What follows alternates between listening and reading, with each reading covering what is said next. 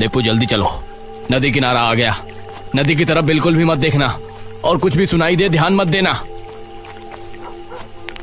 पिताजी नदी का किनारा आने पर इस तरह से क्यों डर गए? ये दोनों नदी किनारे से गुजर रहे थे, तभी पानी की आवाज आने लगी, जिसे सुनकर पिता ठिठक सा गया, लेकिन उसने नदी की तरफ नहीं देखा। तभी दीपू ने नदी की तरफ देखा। एक नाव किनारे की तरफ आ रही थी। उस नाव पर कौन बैठा था ये नजर नहीं आ रहा था। जैसे जैसे वे किनारे पर आई तो दीपू ने देखा वो एक औरत थी जिसका आधा चेहरा घूंघट से ढका हुआ था।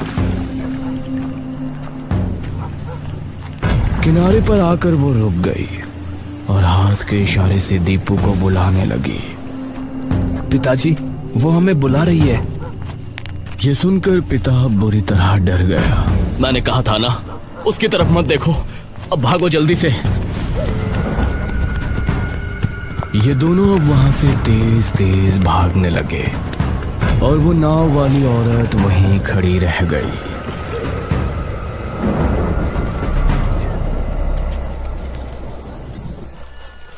एक महीने बाद दोपहर का समय था। गांव के लोग अपने अपने कामों में लगे हुए थे। उसी समय एक जोड़ा टांगे में बैठा गांव में आया। आइए बाबूजी, मधुपुर आ गया। रमेश ने सहारा देकर अपनी बीवी निराजनी को उतारा और वो वहां खड़े मुखिया से मिला। जी, क्या आप ही मुखिया जी हैं? हाँ, मैं ही यहाँ का मुखिया हूँ। मुखिया जी, ये कौन है? ये मेरे बचपन के दोस्त भानु प्रताप का बेटा रमेश है। पेशे से लेखक है। बहू गर्भान्य है तो शहर के करीब रहना चाहते हैं।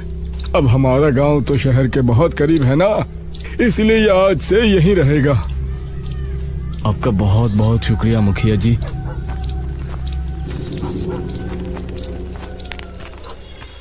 रमेश और निराजनी एक घर में रहने लगे जो नदी के करीब ही था।